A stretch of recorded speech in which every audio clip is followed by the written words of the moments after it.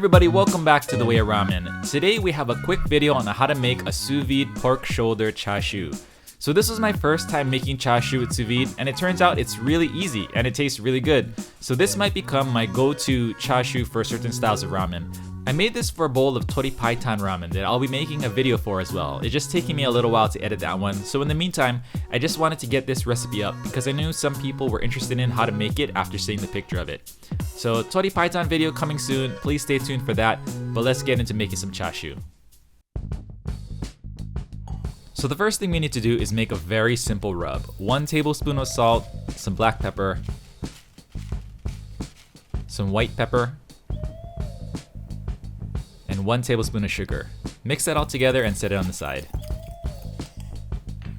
Next, we're gonna make a marinade, or whatever the liquid that goes into a sous vide bag is called. We're making that. 50 milliliters of soy sauce and 10 milliliters or 2 teaspoons of balsamic vinegar. That's it, super simple. Next, we have the pork. I was trying to find pork shoulder roast, but I couldn't find it, so I ended up using pork butt instead. I heard that it's actually not the butt, but also part of the shoulder of the pig. Anyways, cut it down to a smaller size and trim off some of the extra fat. Then we're gonna take our rub and just rub in the rub into the pork. Then put it in the Ziploc bag and then add about 20 milliliters of the marinade and work it into the meat.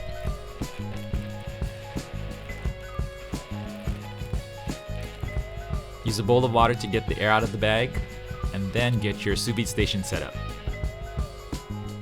Heat up the water to 149 degrees Fahrenheit or 65 degrees Celsius.